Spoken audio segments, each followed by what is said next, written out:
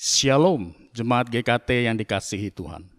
Perkenalkan, nama saya Penginjil Martin dari Pos Pembinaan Palangkaraya. Mari kita tetap setia di dalam menjalankan ibadah kita kepada Tuhan. Walaupun masa-masa yang sulit di tengah-tengah pandemi yang ada ini. Bahkan beberapa gereja mengalami kesulitan untuk mengadakan peribadahannya secara tatap muka. Oleh karena itu, mari kita bersama memiliki semangat yang bersama untuk dapat beribadah melalui ibadah daring GKT ini. Sebaiknya kita juga mendorong anak-anak kita untuk dapat beribadah melalui ibadah daring GKT anak. Dan jangan lupa, tetap lakukan protokol kesehatan COVID. Jaga jarak, pakai masker, cuci tangan. Kiranya Tuhan memberkati kita semua. Shalom Bapak, Ibu, adik-adik, dan jemaat yang dikasihi Tuhan. Kita bersyukur pada hari ini kita bertemu lagi dalam ibadah daring. Biarlah kita semakin mendekatkan hati kepada Tuhan, akan mengenal ibadah yang sejati itu. Mari bersama-sama kita mengambil waktu teduh sejenak sebelum kita masuk dalam ibadah kita pada hari ini.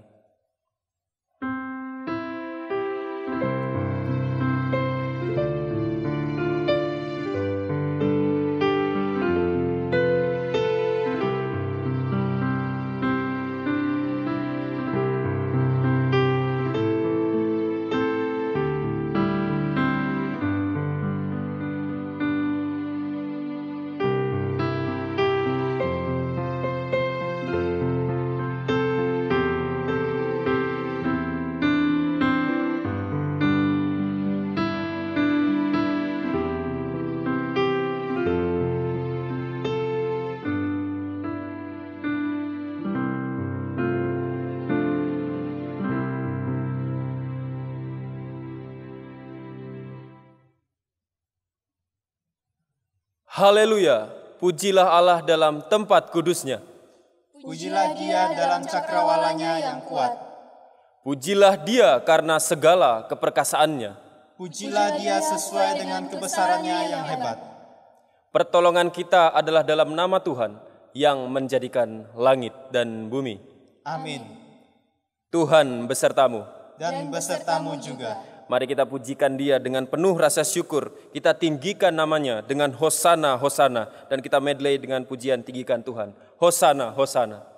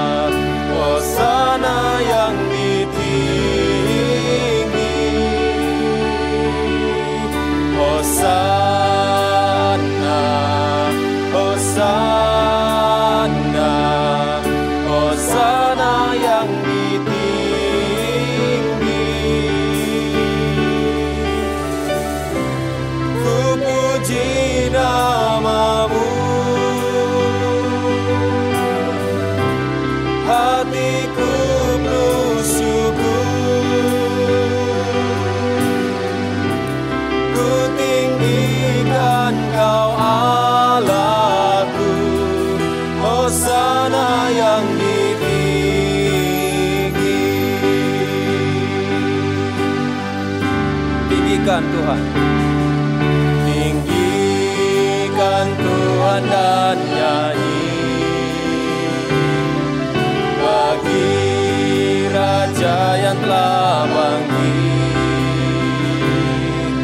Muliakan Dia Maha Tinggi, Dia layak dipuji. Muliakan Dia Maha Tinggi, Dia layak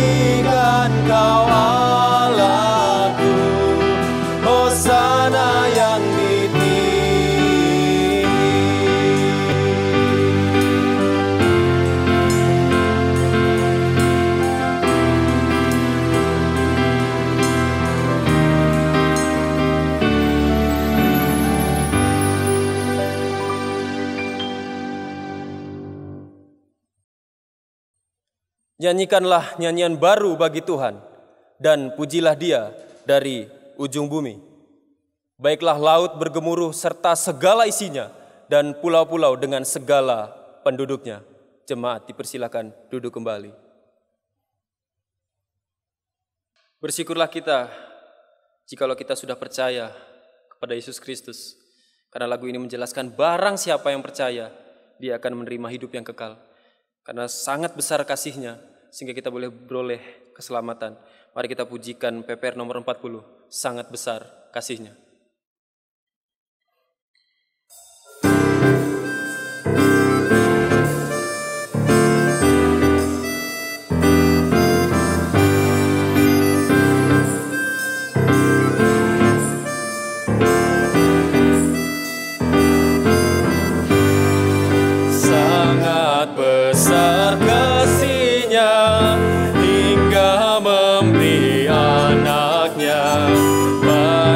Siapa percaya hidup kekal diberinya, sekaranglah waktunya. Ya terima yang berdosa, keselamatan diberinya. Yesus terima yang berdosa, Yesuslah anak Allah, jalan benar dan hidup, anugerahnya berlimpah, bersandarlah padanya. Sekaranglah waktunya, dia terima yang berdosa, keselamatan diberinya. Yesus terima yang berdosa.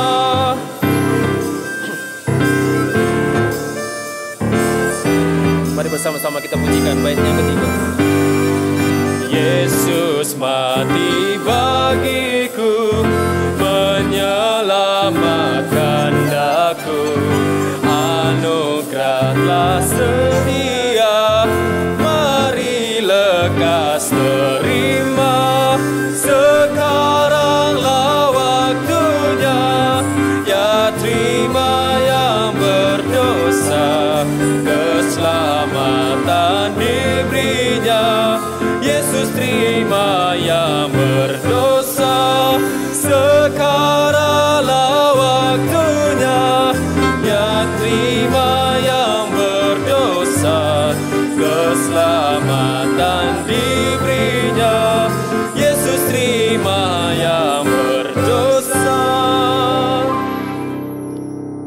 Mari kita satu di dalam doa pengakuan dosa.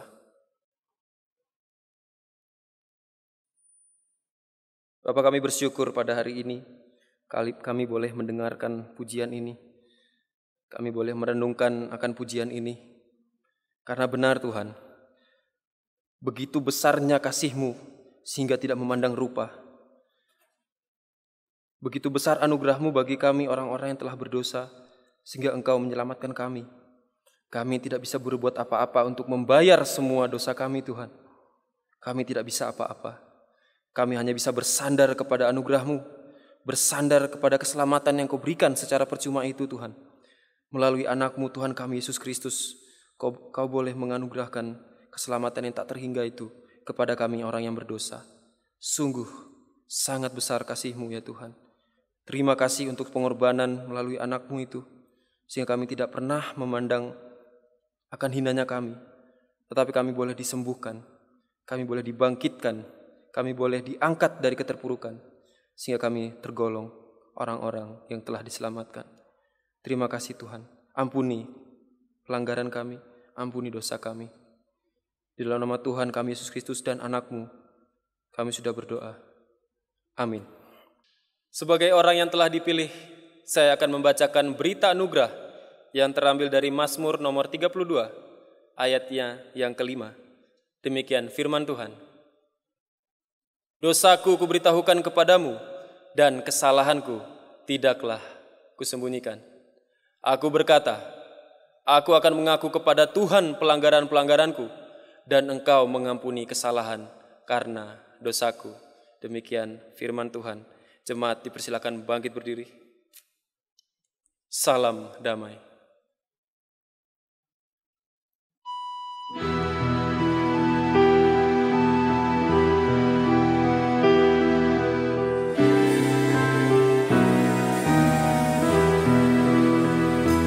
Salam damai, salam damai, salam, salam damai Kristus besertamu. Salam,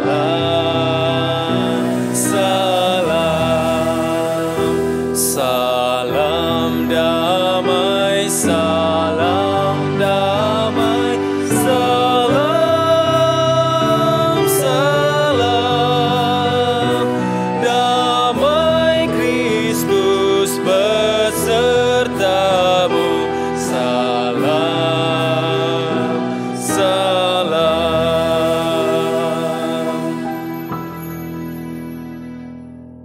Dan dengarkanlah juga petunjuk hidup baru yang terambil dari Markus pasal yang ke-12 ayatnya yang ke-30. Demikian firman Tuhan.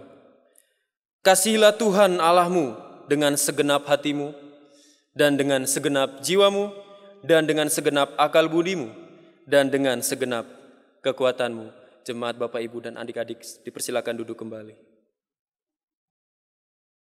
Mari bersama-sama kita pujikan nyanyian Aku Datang dan Bersujud di hadapanmu.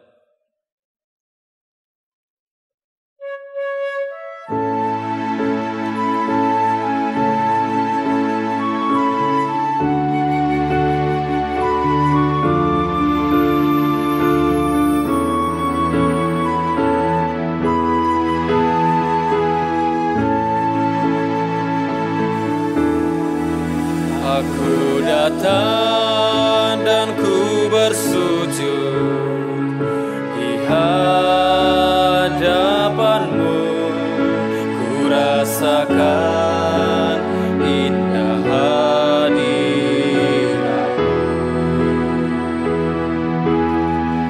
Telah ku buka mata hatiku dan seluruh jiwaku untuk ku nikmati firman-Mu.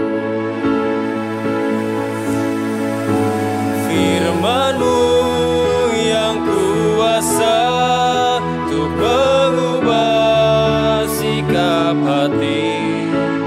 Firman-Mu yang tegakkan di saat ku terjatuh.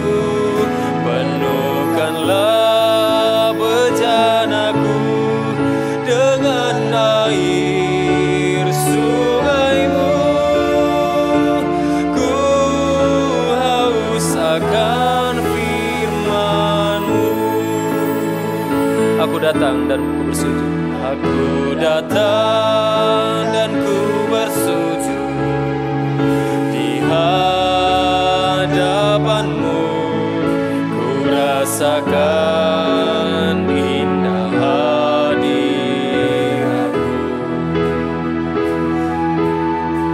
Aku buka mata hatiku dan seluruh jiwaku untuk ku nikmati firman-Mu. Firman-Mu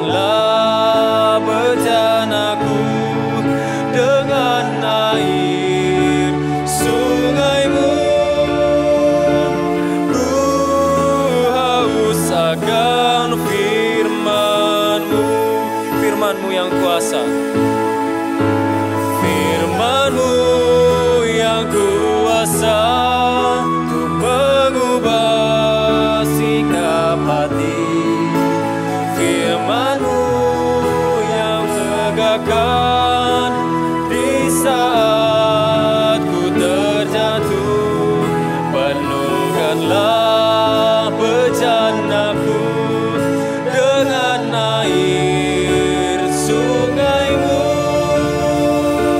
Ku haus akan firman-Mu.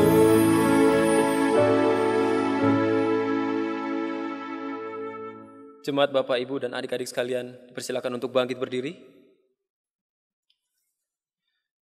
Mari bersama-sama dengan umat sepanjang dan segala zaman, kita mengakui iman kita seturut dengan pengakuan iman rasuli yang berbunyi demikian.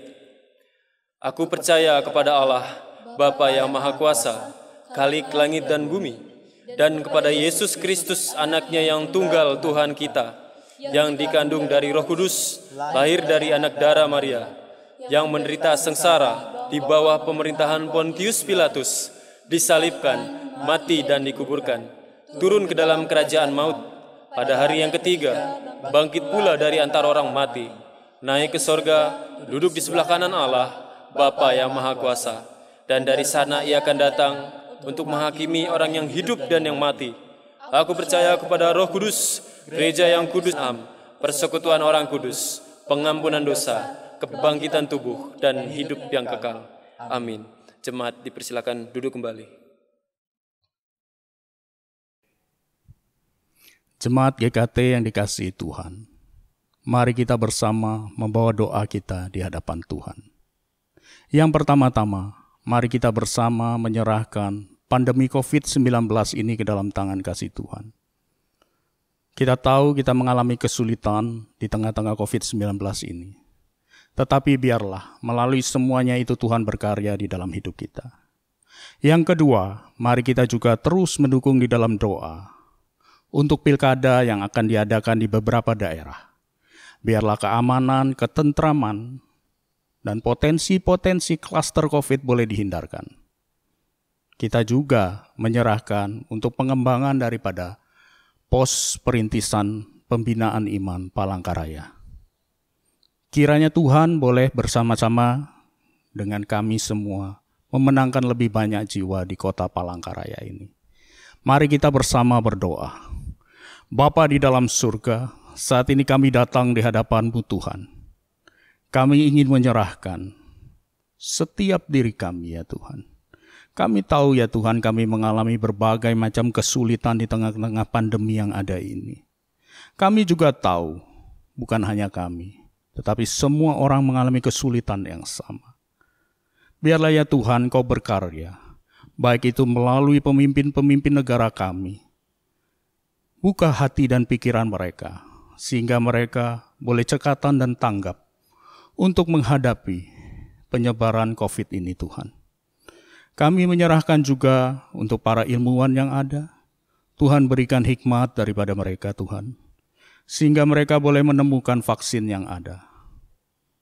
Dan penyebaran COVID-19 ini boleh terhenti dan kami boleh bersama-sama untuk kembali melakukan aktivitas yang ada, mencukupkan kebutuhan kami, bersekolah dengan baik, dan memuliakan Engkau dalam hidup kami. Kami juga ingin menyerahkan ya Tuhan, pilkada yang akan diadakan serentak di beberapa daerah.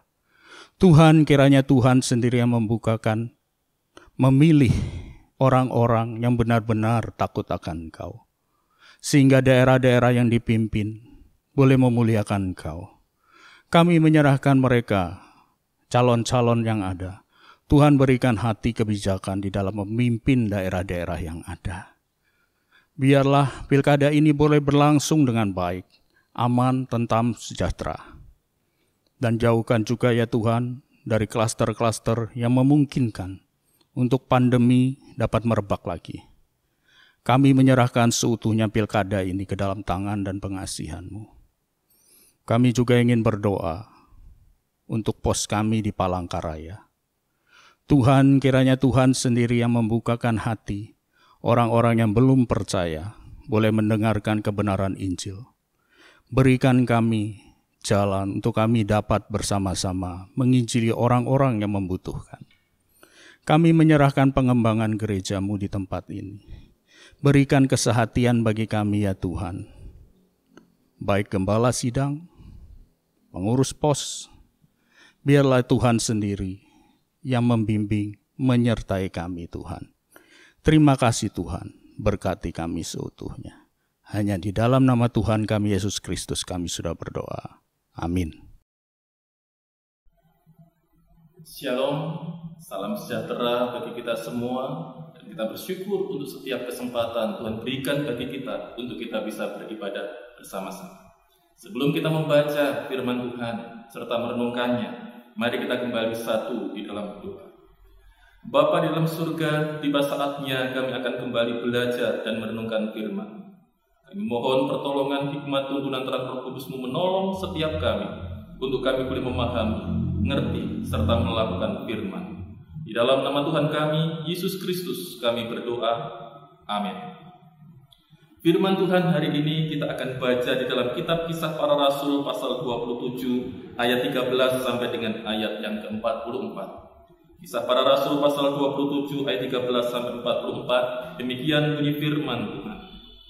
Pada waktu itu angin sepoi-sepoi bertiup dari selatan. Mereka menyangka bahwa maksud mereka sudah tentu akan tercapai. Mereka membongkar sauh lalu berlayar dekat sekali menyusuri pantai Kreta. Tetapi tidak berapa lama kemudian turunlah dari al-pulau itu angin badai yang disebut angin timur laut. Kapal itu dilandanya dan tidak tahan menghadapi angin haluan.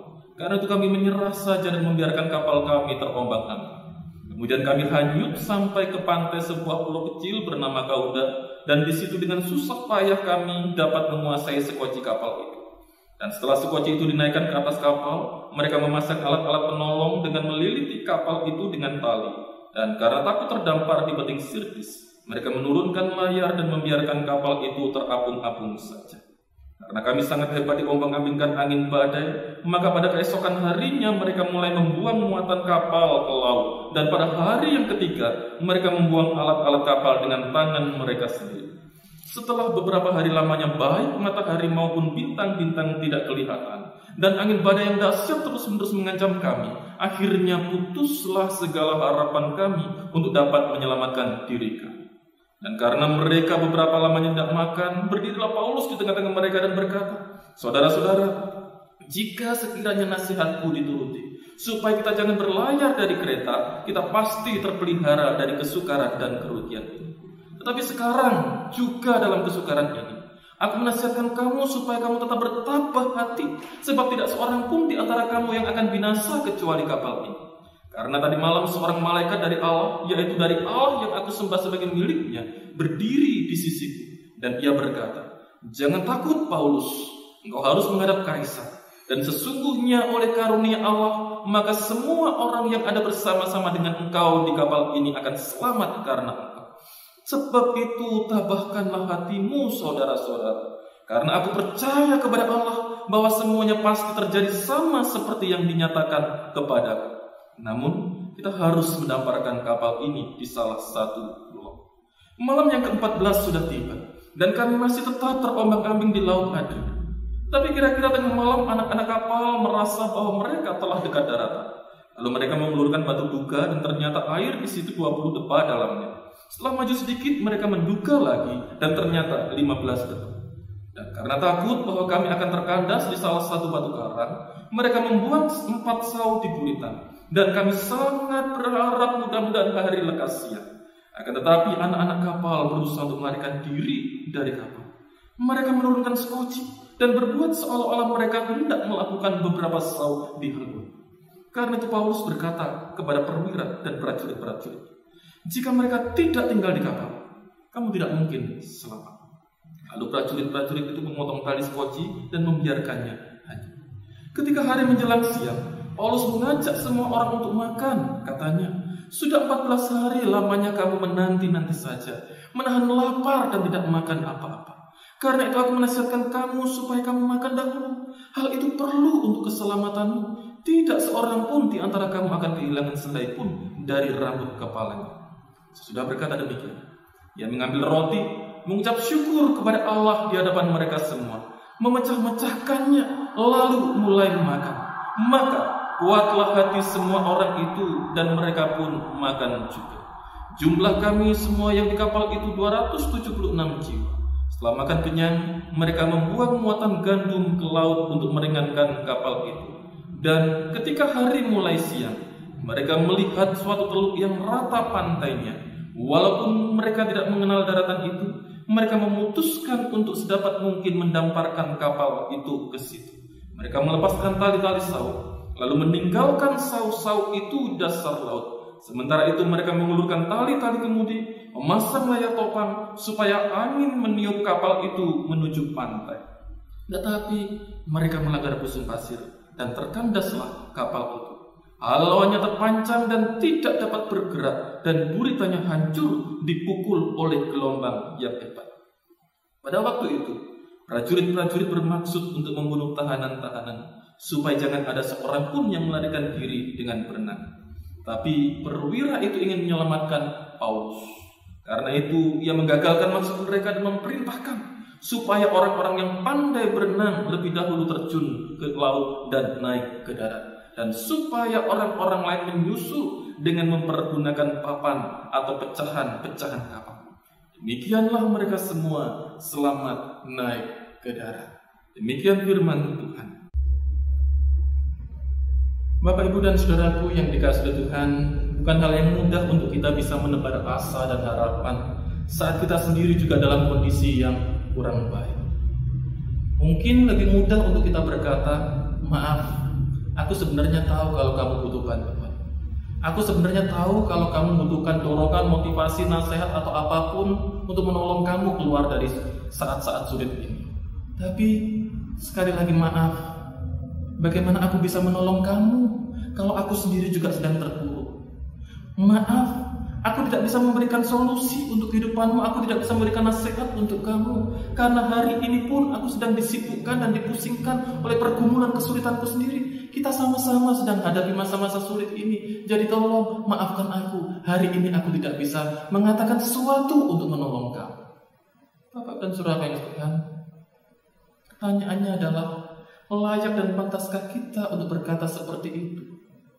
Jika kita meyakini bahwa kita itu memiliki sumber pengharapan yang sejati, jika kita meyakini bahwa kita ini terus diajar, dibawa untuk terus mendekat kepada Allah yang hidup, yang akan memberikan jalan keluar dan kebaikan di dalam kehidupan kita di tengah-tengah masa sulit ini, layak dan pantaskah kemudian kita mengatakan, sorry, maaf, aku tidak bisa menolong kamu karena aku sendiri juga sedang mengalami masa sulit. Bapak dan saudara yang Tuhan, melalui bacaan kita hari ini kita belajar bagaimana Paulus memberikan teladan hidup yang sangat baik ketika ia sedang berada di atas kapal yang dihantam badai yang begitu dahsyat. Kita tahu bagian firman Tuhan ini berkisah bagaimana Paulus sedang dalam perjalanan menuju ke Roma, menghadap Kaisar untuk membela akan perkaranya. Bapak dan saudara yang Tuhan, di tengah perjalanan itulah kapal yang dinaiki oleh Paulus bersama-sama dengan penumpang yang lain dihantam oleh badai yang begitu dahsyat. Sebagai salah seorang penumpang kapal yang sedang diombang-ambingkan oleh angin badai yang begitu dahsyat, Paulus bisa saja memilih untuk berdiam diri. Paulus bisa saja memilih untuk tidak melakukan apa-apa. Paulus bisa saja mengatakan, sorry ya, aku tidak bisa melakukan apa-apa, karena kita sama-sama menjadi korban di tengah-tengah badai yang begitu dahsyat.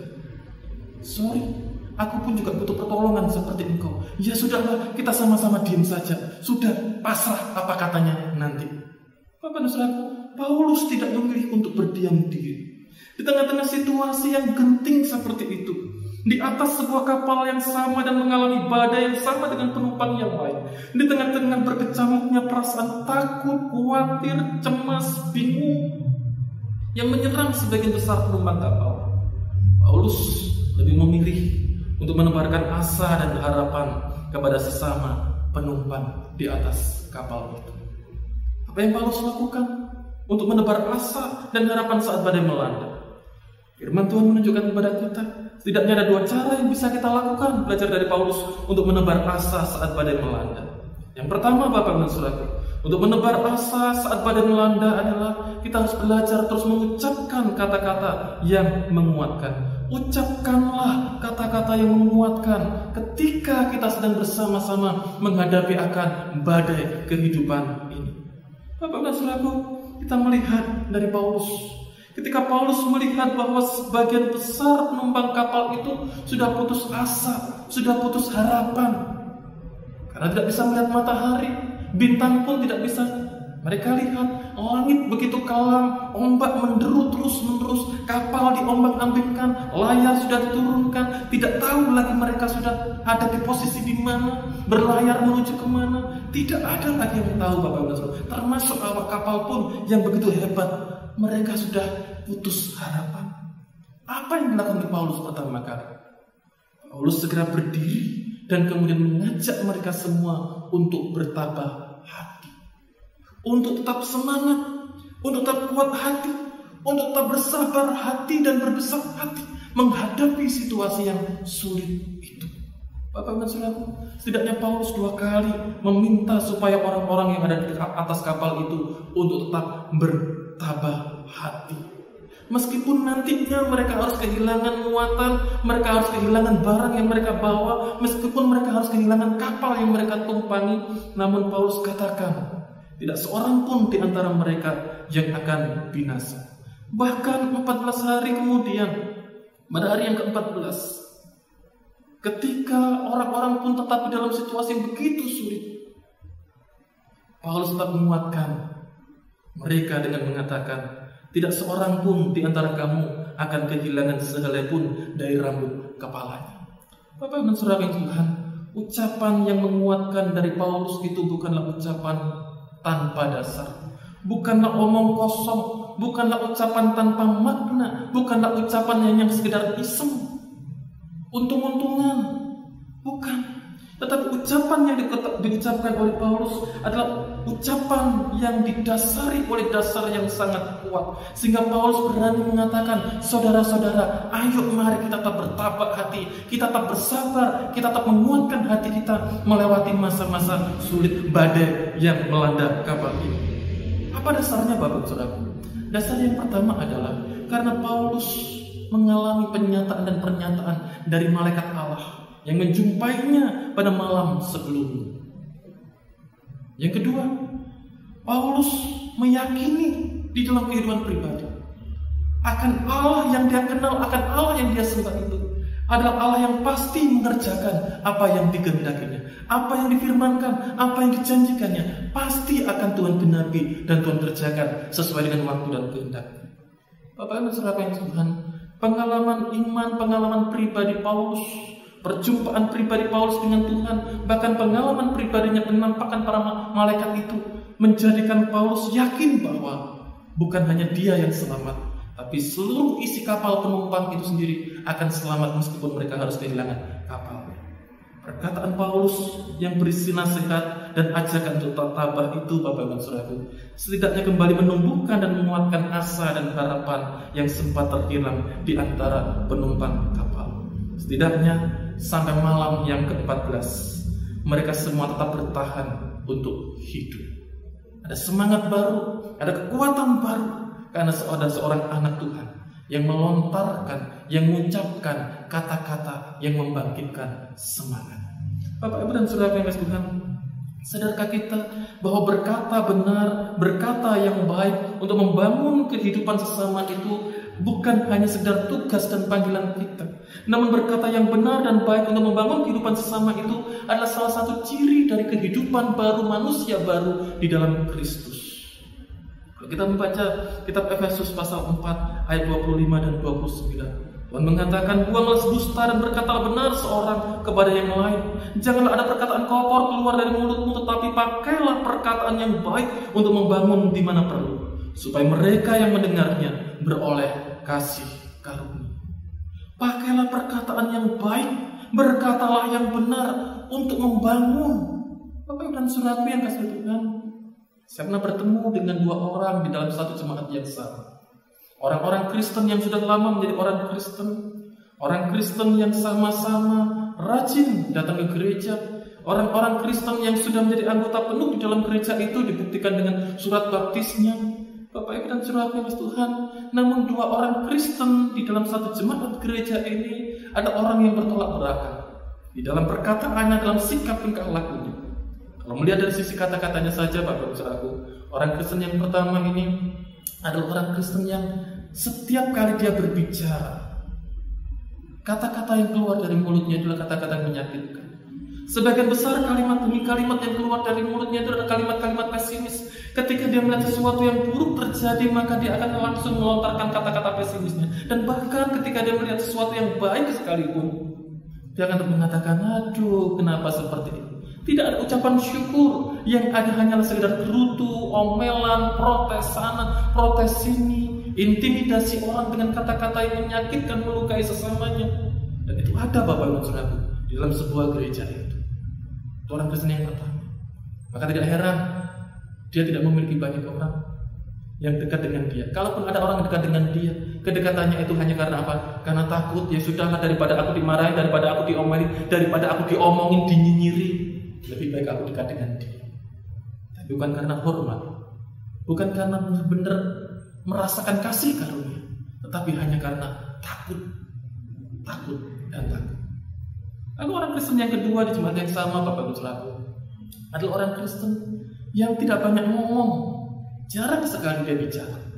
Tapi ketika dia berbicara, maka setiap kata-kata yang keluar dari bibir mulutnya itu adalah kata-kata yang menyejukkan, kata-kata yang menyegarkan, kata-kata yang menolong, kata-kata yang membangkitkan semangat yang baru. Bahkan khususnya bagi para hamba-hamba Tuhan muda, bagi para pelayan-pelayan yang baru belajar melayani, meskipun dia mengalami kesalahan sekalipun, si orang Kristen yang kedua ini, dia bisa menegur dengan begitu sopannya, dengan begitu halusnya, sehingga kita yang salah tidak merasa terintimidasi dan patah semangat.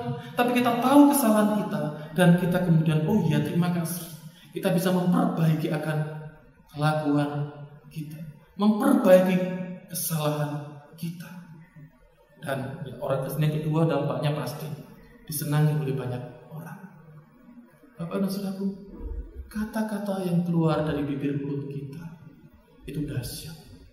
Bisa membangkitkan, tapi juga bisa meruntuhkan, bisa mematikan, juga bisa menghidupkan. Pertanyaan bagi setiap kita hari ini, Bapak Ibu Saudaraku, ketika kita bersama-sama menghadapi situasi yang sulit yang disebabkan oleh virus yang kecil namanya virus corona, perkataan-perkataan apa yang selama ini kita lontarkan? Ucapan-ucapan, kalimat-kalimat apa yang kita lebih sering katakan kepada sesama kita? Kalau bicara tentang berita-berita yang beredar melalui grup WA, melalui media sosial, ketika kita berkomunikasi dengan sama kita melalui media sosial itu, pertanyaannya, berita dan perkataan apa yang sering kali kita posting? Apakah kita ikut-ikutan dengan orang-orang di luar sana yang kemudian sibuk untuk menyebarkan berita palsu, berita bohong yang mengkhawatirkan, menakutkan, mencemaskan? Atau kita mau men-sharingkan akan hasil perenungan firman Tuhan kita setiap hari kepada sama kita melalui kalimat-kalimat singkat kita untuk menguatkan mereka yang sama-sama terpuruknya dengan kita? Bapak dan Saudaraku, saya pikir tugas untuk menceritakan, membangkitkan, memberikan semangat itu bukan hanya tugasnya para pendeta, hamba Tuhan atau majelis pengurus komisi aktivis, bukan. Setiap kita yang sudah diperbaharui di dalam Kristus, setiap kita yang sudah menjadi ciptaan baru dan menjadi manusia baru dalam Kristus, kita bertugas untuk apa? Menceritakan, memberitakan akan semangat demi semangat yang baru berdasarkan firman Tuhan, sehingga mereka yang sedang lemah mendapatkan kekuatan melalui pertolongan perkataan yang kita ucapkan. Mereka yang sedang terpuruk, mereka mendapatkan semangat baru karena mereka mendengarkan, membaca akan kalimat-kalimat yang benar-benar membangkitkan semangat dan menguatkan, yang bersumber bukan dari pengalaman pribadi, tetapi bersumber kepada kebenaran firman Allah. Mari Bapak Ibu dan Saudara yang Tuhan, di tengah-tengah situasi yang terpuruk ini, kita saling memberi nasihat, kita saling menguatkan satu dengan yang lain, kita saling memperkatakan firman Tuhan kepada sesama kita, supaya setiap kita mendapatkan dan mengalami kasih karunia Allah di dalam Kristus itu.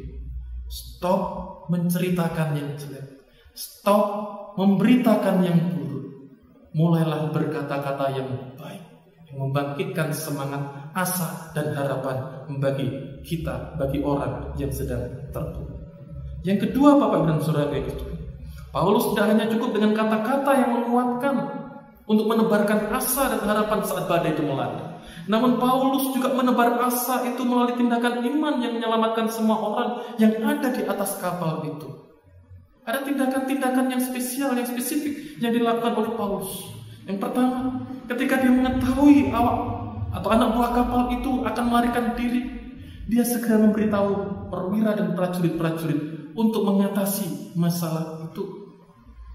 Bapak Ibu Saudaraku, saya berpikir Paulus bisa saja sebagai manusia memilih untuk bekerja sama dengan anak buah kapal yang mau melarikan diri. Kenapa? Kalau dia bersama dengan anak buah kapal, dia lebih terjamin keamanannya. Anak buah kapal tahu kapan itu badai berhenti. Setidaknya mereka bisa merasakan. Di Alkitab kita ditunjukkan mereka tahu itu sudah dekat dengan daratan. Bapak dan saudara yang Tuhan, Paulus bisa saja memilih untuk berkolusi, berkompromi dengan anak buah kapal. Ya udah, aku ikut kamu, ya, naik kapal, diam-diam, kemudian ke daratan. Ya sudah, yang di atas kapal itu biarkanlah firman Tuhan terjadi, katanya selamat. Yang penting aku dulu selamat, kita selamat. Yang lain urusan belakangan. Bisa saja sebenarnya Paulus memilih seperti itu. Tapi Paulus tidak memilih seperti itu, Bapak Ibu. Di dalam pengakuan imannya, di dalam pengalaman hidupnya bersama-sama dengan Tuhan, Paulus lebih memilih bukan hanya menyelamatkan dirinya sendiri dan anak buah kapal, tapi dia memilih untuk menyelamatkan seluruh orang yang ada di atas kapal itu. Dia berkata kepada perwira dan prajuritnya, kalau mereka sampai meninggalkan kapal ini, kamu tidak akan selamat. Kita semua tidak akan selamat. Bapak dan saudara yang Tuhan, sebuah peringatan yang keras, peringatan yang tegas dilontarkan oleh Paulus dengan satu maksud dan tujuan berapa? Untuk menyelamatkan seluruh orang yang ada di kapal. Paulus sudah membiarkan penumpang di kapal itu binasa. Paulus sudah membiarkan penumpang di atas kapal itu punya semangat, tetapi tidak punya kekuatan, yang pada akhirnya justru membinasakan hidup mereka. Karena itu Paulus bukan hanya sekedar memberitahukan rencana jahat dari anak buah kapal itu kepada perwira, namun juga Paulus mengajak semua orang yang ada di atas kapal itu untuk makan, kembali makan setelah mereka berhari-hari menahan lapar dan tidak makan apa-apa, ataupun kalau makan selama mereka diombang-ambingan badai itu makannya hanya sedikit dan mungkin hanya minum. Bapak dan saudara yang Tuhan, Paulus katakan, jangan lagi kamu menahan lapar. Sudah sekian lama kamu tidak makan. Ayo sekarang, kamu harus makan. Kita bersama-sama harus makan. Untuk apa? Untuk kita mendapatkan kekuatan yang baru, supaya kita bisa terselamatkan, supaya kita bisa menyelamatkan diri dengan kekuatan jasmani, fisik yang baru melalui makanan itu sendiri. Bapak dan saudara yang Tuhan, terbukti manfaatnya beberapa saat sesudahnya. Setelah hari menjelang siang dan mereka tahu posisi mereka, dan kemudian akhirnya kapal itu terkandas dan kapal itu hancur di belakang. Beritanya, apa yang terjadi? Mereka harus berenang, yang bisa berenang. Yang tidak bisa berenang, mereka harus berpegangan pada apa? Pada puing-puing pecahan kapal, supaya ombak mendorong mereka sampai ke pantai. Bapak dan saudaraku, untuk berenang dan untuk berpegangan kepada pecahan kapal itu membutuhkan tenaga. Tidak cukup hanya dengan apa? Dengan doa, tapi juga harus ada tenaga. Dan melalui makanan yang telah dimakan oleh Paulus bersama-sama dengan penumpang kapal itulah, maka mereka mendapatkan tenaga yang baru, sehingga mereka akhirnya selamat sampai di daratan. Bapak Saudaraku, ada satu hal yang lebih khusus spesial lagi di dalam bagian firman Tuhan yang dinyatakan. Paulus bukan hanya sedang ngajak makan dan kemudian dia langsung santap habis makanan. Tidak. Tapi kesempatan yang sempit itu, ketika Paulus ngajak orang-orang untuk makan, Paulus pakai kesempatan untuk apa? Untuk mempraktekkan pola hidup atau tata cara makan yang benar sebagai seorang anak Tuhan. Dia ambil makanan itu, dikatakan dipecah-pecahkannya, dia mengucap syukur kepada Tuhan, kepada Allah yang memberkati, yang memimpin, menyelamatkan, dan pasti akan menolong mereka keluar dari badai itu. Bapak dan saudara yang Tuhan, di hadapan semua orang itu, Paulus berdoa, Paulus mengucap syukur. Bapak dan saudara, perhatikan, bahwa Paulus tidak berdiam diri. Paulus tidak mengasihani diri sendiri ketika ia sedang menghadapi badai bersama-sama dengan penumpang-penumpang kapal yang ada di depan. Paulus juga tidak sibuk bicara memberi semangat tanpa perbuatan yang nyata, tanpa bukti yang nyata. Justru sebaliknya, dia tetap menebarkan asa, memberikan semangat melalui ucapan-ucapan yang benar berdasarkan kebenaran firman Allah. Namun dia juga menunjukkan akan satu perilaku, perbuatan yang seharusnya dilakukan oleh orang-orang yang sedang dihantam badai bersama-sama hari ini. Paulus berkata, sekaligus bertindak dengan benar di dalam iman untuk menebar asa yang hampir hilang, hampir padam diterjang badai. Kita tahu hasil akhirnya, Bapak dan Saudara. Orang-orang itu melalui perkataan dan perbuatan Paulus kembali dikuatkan, kembali disegarkan, dan akhirnya mereka pun ikut makan bersama-sama dengan Paulus. Setelah itu 276 jiwa ini ujung-ujungnya akhirnya adalah mereka sampai di daratan dan mereka selamat. Kenapa mereka selamat? Karena ada satu anak Tuhan yang terus menebarkan asa di atas kapal yang dihantam badai itu. Ada satu anak Tuhan yang tidak pernah berhenti untuk berkata-kata yang baik dan benar, membangun iman sesamanya. Ada satu anak Tuhan yang tidak pernah berhenti untuk menebar akan kebaikan perbuatan iman yang nyata. Bapak Ibu dan Saudara Tuhan Yesus Kristus, hari ini kapal besar kita yang bernama dunia sedang dilanda badai besar yang bernama corona. Hampir semua bangsa di dunia dan segala sisi hidup manusia terombang-ambing oleh virus yang berukuran sangat kecil yang bernama corona ini sendiri. Kita tahu sampai hari ini secara fluktuatif jumlah kasus corona di dunia, di Indonesia, bahkan di kota ada tempat kita tinggal ini masih naik turun dan sangat mungkin akan terus bertambah sebelum vaksin ataupun obat corona itu diproduksi dan dipergunakan secara massal. Bapak Ibu Saudaraku, dalam konteks pandemi COVID seperti ini, apa yang bisa kita kerjakan? Saya bersyukur ketika melihat akan gereja dan orang percaya, khususnya gereja Kristus Tuhan, entah sebagai gereja ataupun sebagai jemaat pribadi, ada banyak orang yang bergerak ketika pandemi corona ini mulai terjadi di tengah-tengah bangsa kita, mulai diumumkan pada sekitar bulan Maret yang lalu. Tapi hampir 6 bulan, setengah tahun kita hidup bersama-sama mengatasi akan pandemi corona ini. Syukur di awal-awal ada begitu semangat yang luar biasa dari gereja, dari orang percaya untuk bekerja dan bergerak bersama-sama, berbagi sesuatu, mengerjakan sesuatu, menolong orang yang membutuhkan melalui pemberian dana, melalui apapun yang bisa dilakukan. Gerakan yang luar biasa. Kita banyak terlibat di sana. Namun pertanyaannya adalah, sampai dengan detik ini, setelah 6 bulan berlalu, dan bahkan sampai akhir tahun, atau mungkin sampai kapan ketika virus corona benar-benar bisa teratasi, apakah semangat untuk kita tetap berbagi kasih itu tetap ada di dalam kehidupan kita? Atau sebaliknya, kita kembali kepada kehidupan kita sibuk untuk mengurusi dan mengasihani diri sendiri? Mari Bapak Ibu Saudaraku, ketika kita diberikan berkat oleh Tuhan, kita diberikan kesempatan untuk berbagi kasih, berbagi cara hidup yang baik, berbagi berkat, melakukan perbuatan yang menyelamatkan kehidupan sama kita, lakukanlah itu dengan syukur dan sukacita. Dalam konteks hari ini Bapak Ibu Saudaraku, apa yang bisa kita lakukan? Ada hal sederhana untuk kita bisa menyelamatkan kehidupan sesama kita. Ketika kita mengikuti dan mematuhi protokol kesehatan yang ditetapkan oleh pemerintah, mau nggak mau kita kemana-mana pakai masker, mau tidak mau kita berusaha untuk menjaga jarak, disiplin untuk rajin cuci tangan, menjaga kesehatan tubuh kita secara pribadi. Bapak dan Saudaraku, kita seolah-olah mengerjakan untuk diri kita sendiri. Tapi sadarkah kita, ketika kita ikuti dan patuhi protokol itu, sesungguhnya kita juga sedang melakukan satu kebaikan untuk sesama kita, melakukan sesuatu yang baik untuk lingkungan dan masyarakat di mana kita hidup. Mari Bapak dan Saudara Tuhan, kita lakukan ini. Badai corona itu belum berlalu. Kapan badai itu berlalu pun kita tidak pernah tahu. Namun yang kita tahu adalah Tuhan sang sumber pengharapan kita yang sejati itu menghendaki supaya kita terus menebar asa kepada sesama kita melalui kata dan perbuatan yang menguatkan dan menyelamatkan sesama kita. Sudahkah kata-kata kita selalu menguatkan sesama kita?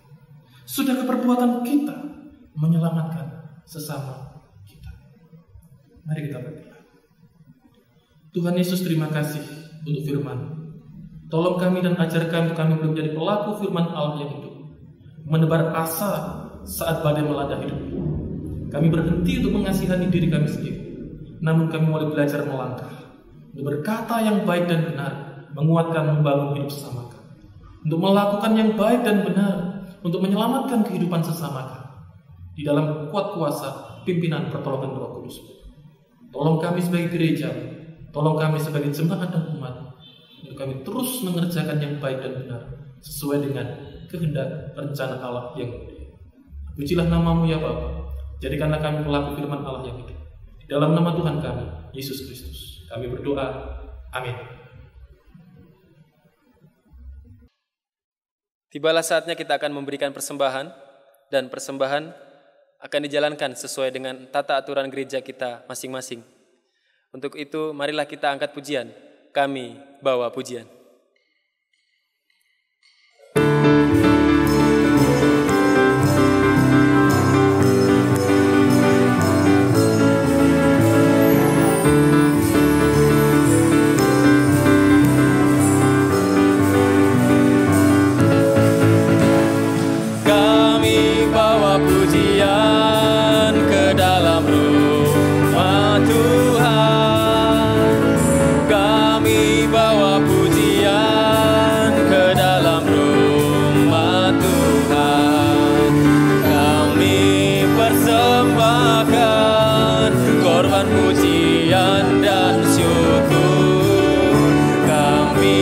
Persembahkan korban pujian dan syukur.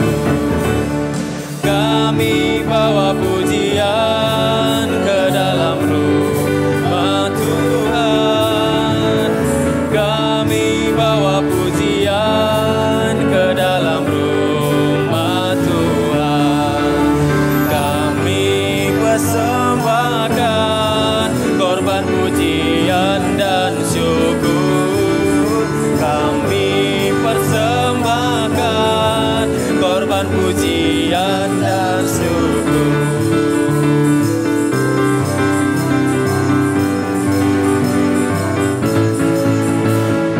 Kami bawa pujian ke dalam rumah Tuhan. Kami bawa pujian ke dalam rumah Tuhan. Kami persembahkan korban pujian dan syukur. Kami persembahkan korban pujian dan syukur.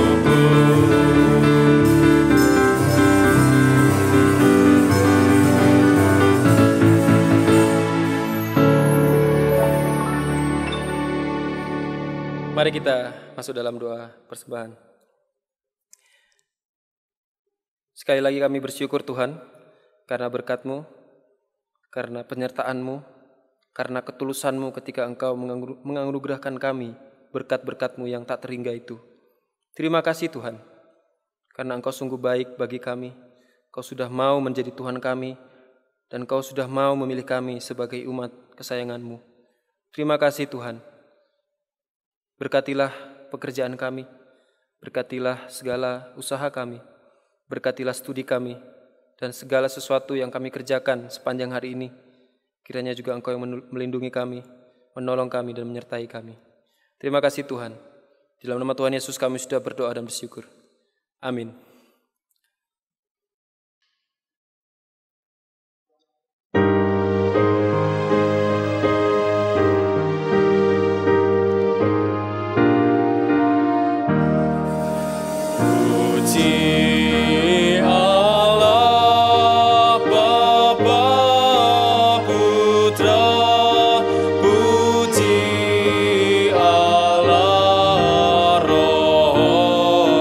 Kudus.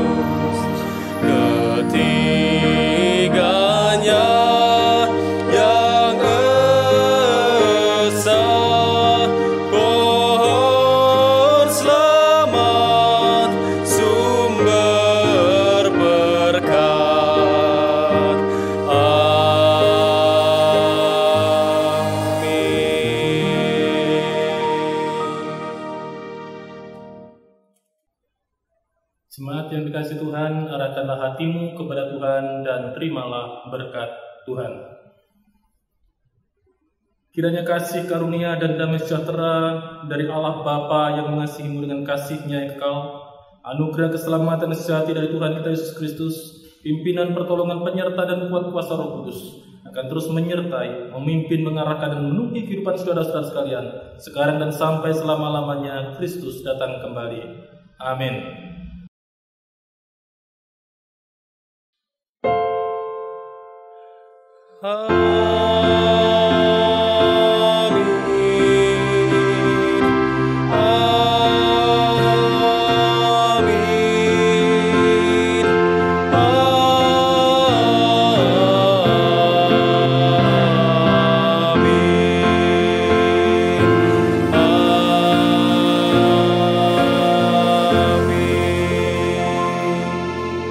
Bapak, Ibu, dan adik-adik sekalian dipersilakan duduk. Ibadah kita selesai. Tuhan Yesus memberkati saat teduh.